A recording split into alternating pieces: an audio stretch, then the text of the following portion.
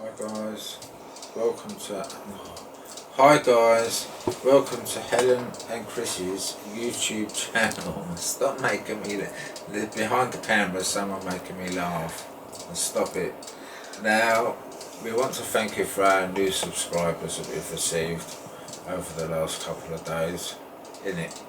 So hello. Hello. Now, this is a short video really, or a long one. No, a long one then, is it? Alright. About how I impact, is it? Yeah. How you impact me. How I impact you. And all questions that you're going to ask me, or I'm going to ask you about me. Yeah. And then I'm going to do a separate video doing the same thing. And you're going to ask me questions. Yes. Fine. Okay, so the first question I have for you, have you always had a short fuse? I have no fuse at all. It is literally, I have no fuse at all. 1 minute, yeah, I have a very short fuse. Elaborate. None at all.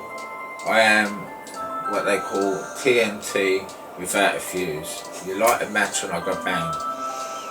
It doesn't go, it just goes boom. It does, doesn't it? You have to admit that. I think since you've been with me though, you've got better. Oh yeah. Like yesterday with the whole computer thing. Oh yeah. Yeah. You know what I mean? There's some days the computer can mess around like no one's business and I'm alright. But 1 minute I feel like taking the thing up to the 11th floor and throwing it out the window and feel damn good about doing something like that. But my fuse is very variable, isn't it? I'd class it as variable. When I first knew you, it was non-existent all the time, every minute of the day. But now, yeah, this woman up behind the camera is mellowing me. Yeah, it's funny. Right. How do you feel now we're living together, although we've been living together for about 3 years? It's been more than 3 years, thank you very much. I count every day. No, it's been 4 years. Okay, 3 or 4 years. 4 years. It'll be 5 years in May next year. That's our anniversary. Yeah, but we've been living down here for that long. No, but officially. Officially, yeah, we've been living down here that long. Officially, we've been living down here that long. Yeah, but when I first moved down here, though, it was a challenge. Oh, it was. More so, I think, for both of us. I think you lost every single thing you had, and it was very difficult for you to understand the change that I went through. It was very difficult for me to understand the change you went through, and it clashed for a good 6 to 8 months. I think it only recognised with me when you fell ill. And then I had to look after you for 8 months straight. Yeah, because I got rushed to hospital, didn't I? Yeah, you got rushed to hospital and you had your head in a bucket for 8 months. You couldn't go out anywhere, you couldn't eat anything, you couldn't drink anything. It was a very, very bad way.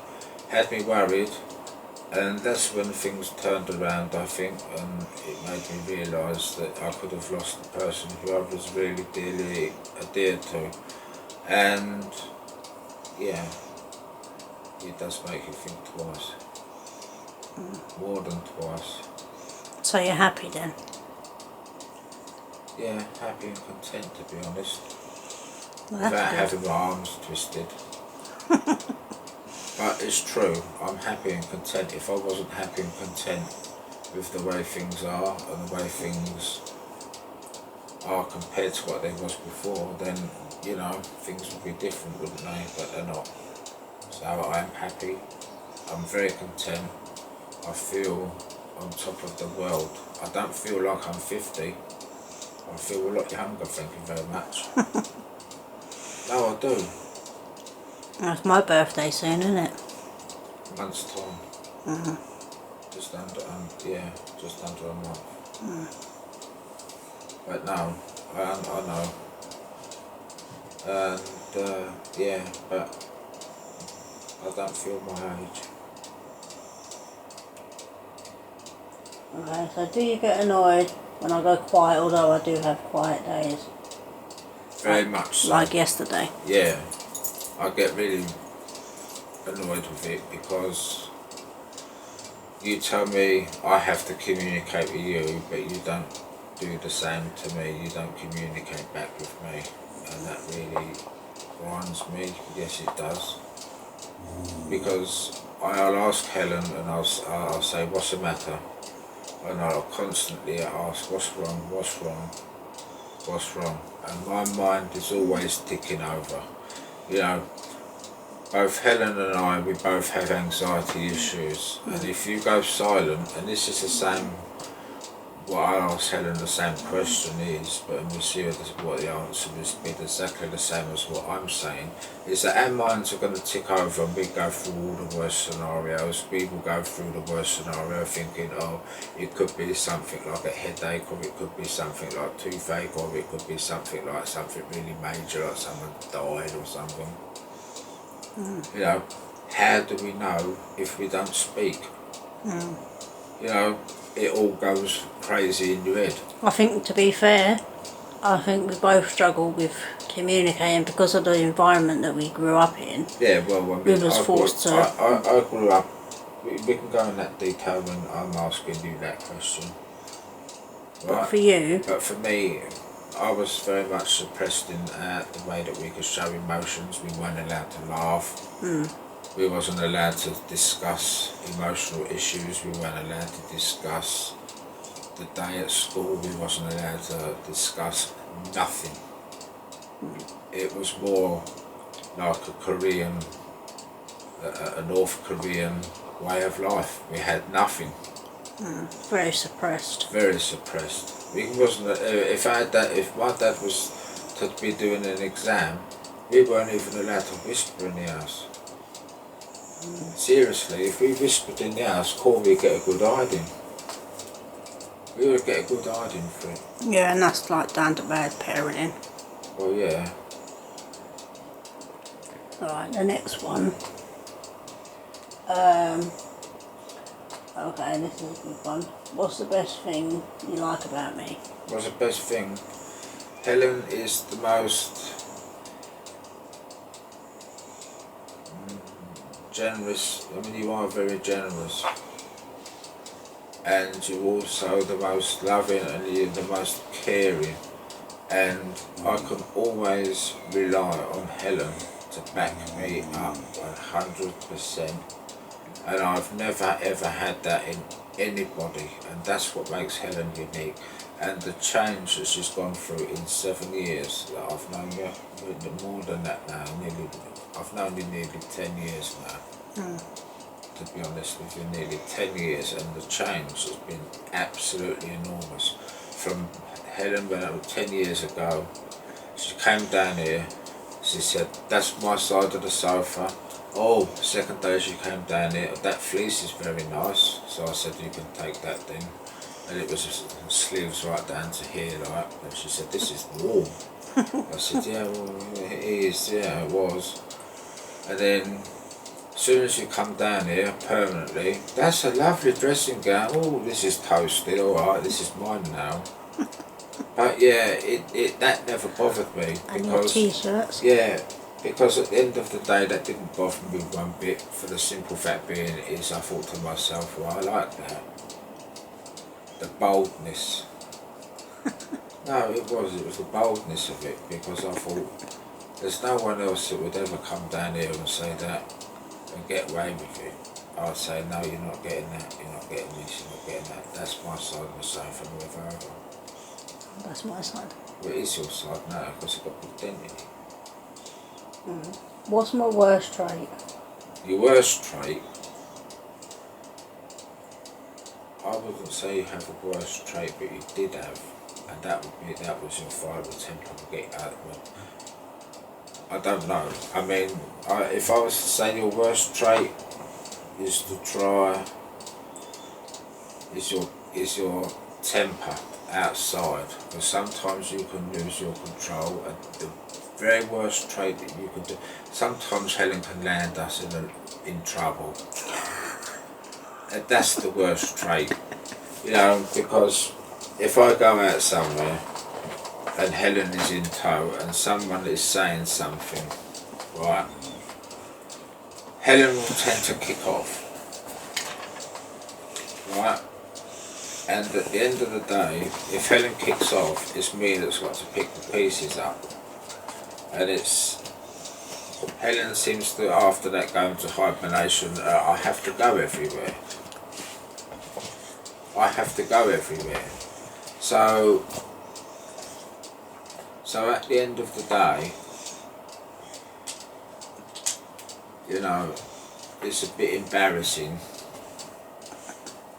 when that happens, but as it goes, you've got a lot less fiery in you, because I mean, if someone was to say something, today, isn't it, when we walked right past one said person. we walked past one said person, nothing was said, and I felt quite comfortable about it. I thought, good on you, Helen, you didn't say anything. You could have done. Probably wanted to. Yeah, personally I wanted to say something as well, but I thought better of it, because we don't. The thing is, we are above all that now. We're above all that now. We don't care what people that are dragged up from the gutter are like. We're not like that. We're not walked down in it. We don't drag ourselves down to low lives. No. Because we have a better life. And I think Helen believes that we have a better life. The way you are now. Because you're not so fiery. When I first knew her, Helen was in for a rap with anybody. And I'm only short. Yeah, I mean, Mike Tyson could have come walking down the street and you would have had a go. Do you know what I mean? You would have had a right niggle at him. Must be the scorpion in me. And the Cockney. Hackney girl. Hackney girl, yeah. Okay, so you struggle with change, which you do. So how did you cope when I first moved down here? How did you cope before the change and that? Dreadful. It was a nice change because it's something that I always did want.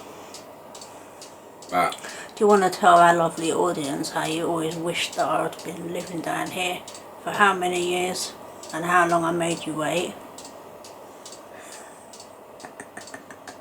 Yeah. Really, ever since since you're talking to fucking pick you up from the floor, pardon my expression. Well, his dog I mean, is over there. I grabbed your hand and there was something warm there. And I'm usually a pretty good judge of character, aren't I? Yeah. And I judged you, and I judged you spot on. And I knew that you was fiery, and I knew that you told it straight. And I'd never even seen you before that time. I never even saw you before that. But give it a week on after you started coming down here, and Helen, this is what Helen doesn't realise, and I've never said this to her before, I don't think, that she was a stickler for time. She'd hear the clock go. I'm sure she did at 11 o'clock. Spot on, she'd be outside that front door. That's why our dog Chloe would be waiting by the front door. She could probably hear rustling of the keys going. And Helen was the only one at that time that had a spare set of door keys. I trusted Helen. Even your missus at the time didn't have one, did she? A week into knowing you, you had a set of door keys. And I trusted you, and you could have come in here and wiped everything clean off the walls, but I knew you wouldn't do that. From the word dot. You know, and it never bothered me that you had a set of door keys. No. And every single time you came down here, you hugged me before you went home. And I thought, yeah. I always did that with all my friends. Yeah, but there was that warmth there, and I could feel that warmth there, and I never wanted to let that go, and I never let it go. No, I never did. I wouldn't let it go, regardless. I would have, I mean, Helen made me wait 8 years, but I would have waited a lot longer. I would have waited, I'm looking you straight in the face, I would have waited a lot longer, because it was something that I would never, ever wanted to have destroyed, would have been our friendship at that time. Never. Not a single time would I have ever wanted to have destroyed that. I would have been devastated. So, yeah. Okay, so the next one is, how do you feel now we're trying for a baby? Like, what's your honest? My honest opinion is, I never thought I'd be a dad.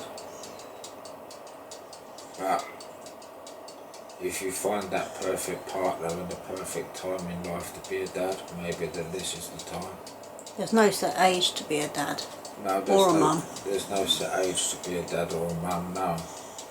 But what I'm saying is, you find that perfect time and the perfect partner to do it with, to do the parenting and that with, and and that everything is right, everything feels right, everything is right. Even though I had 4 kids adopted. Yeah, but that doesn't faze me either. For the simple fact being is that, your children are teens plus, right?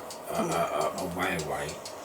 Things change in such a little time now, because things change in a heartbeat. And the leaps and bounds you've come on in the time that I've known you, Helen, is testament in my own head to be wanting a child bearing with you. Okay, right, this question though, I know the answer to this one. Am I in love with your life? Daft fun, innit? Yeah, you are. Why would you think I'll still be with you after all this time? Really? You have your moments, as do I. But yeah, you are. And what really grinds you about me? What grinds me about you? I don't really think much grinds me about you, to be honest, Helen. The only thing that you leave a sponge wet for me in the morning, which is soaking wet, that really grinds me. But other than that, not much. Not much. No. Okay. What's my worst habit? You know what that is. The constant moving of the legs and the limbs. And that's your worst habit, because that's repetitive, and I don't like repetitiveness. Although we have ticking clocks, but there's a purpose for a clock ticking. That's There's the a thing. purpose for my leg wobbling. Yeah, exactly. It's chopping off. No. It's something Well, I've it ain't always something done. that goes tick tock, tick tock. Yeah, it does. It goes tick tock, tick tock, tick tock. Yeah, you're too right, it does, but so do the clocks up there go tick tock. That's a reasoning for it, but I know that. But that's the thing that grinds me the most about it, really, is that. And what's my best trait? That's the last question. Your best trait is your generosity and your love and caring. But your best trait is your generosity and your love. So all in all, with mental health and everything and living together and all that, how would you sum it up? With you, I don't think mental health comes into it with me, to be honest. Somewhere along the line, mental health doesn't really resemble too much, because there's so much alike. We are so much alike.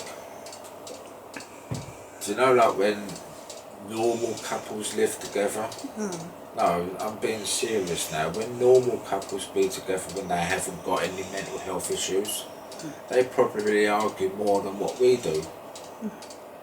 No, if you sit down and work it out, normal couples, they will probably have more arguments and more cup slinging than what we do. We've never slung any cups at anybody. Well, maybe I have done a few times, but Not at me. not at you, no, but Past me. past you. But they would probably argue more than what we do because you and I are very, very similar to each other, and it doesn't clash. We thought our mental health would clash at first, but it has not. No. Not even at first, I don't think, because we did read each other's minds, more or less. Well, I can definitely read your mind. Yeah, you can definitely read my mind. I can't read your mind to save my life, but still, as I said, I don't think our mental health comes into it. It's just a normal, ordinary kind of loving relationship even now. That's how I would term it. That's my honest opinion. So that's it. Well, they're the questions I had for you. I can't think of any more unless you can think of anything. No, I can't think of anything else to say. Anything just apart from you're a loving, adorable person to be with. That's it. You know, there isn't anything else that you know. False facade. You don't have to plaster on loads of makeup on in the morning. That takes about 2 hours before you get up. That's too much energy, man. Well, yeah, some people they find it not too much. I mean, I see people when I'm going out early in the morning, if I'm going out anywhere, and they're just doing it on the bus. I think that's nuts, really, isn't it? That's nuts, isn't it? I think that. And on the tube as well, like. No, if I've got a doctor's appointment like at 8 o'clock in the morning or 9 o'clock in the morning or something ridiculous like that, you see them doing this on the bus. I'm thinking like, because I messaged you once, didn't I, saying someone's doing their makeup on the bus, and you went, really? Yeah, I've seen people doing it on the tubes and that when I used to work and that. And we used to go on the tubes in the morning and you used to see them doing the mascara and everything. And the tubes, you know, they're quite bumpy and loud. Yeah. And I'm sitting there looking at this woman doing her mascara. And I'm like, one jolt and that will poke you in the eye, or it will go up on your makeup where you've just put it all on. Like, if you're going to do makeup, women, do it at home. Yeah. That's the safest bet. And if you're running late, wake up half hour earlier. Yeah. Yeah. So we want to wrap this then? And then it's my turn to sit in the hot seat. Yeah, your turn to sit in the hot seat. It's warm now, nice and warm and toasty. Yeah, well, first of all, nice cup of tea, innit? Yeah. And a nice bag for me, and then I'll do my bit. I've got my don't need anger management. I need people to stop pissing me off. That's a good mug, innit? Show us. So, come here. See my mug, I don't need anger management. I need people to stop pissing me off. Yep. That's it. Okay, are you gonna say goodbye? You say goodbye. No, you do it. Go back over there and say Bye-bye. goodbye. No, come on, because you're changing over now. Goodbye, people. Guys, we'll be back for my part shortly. Bye for now.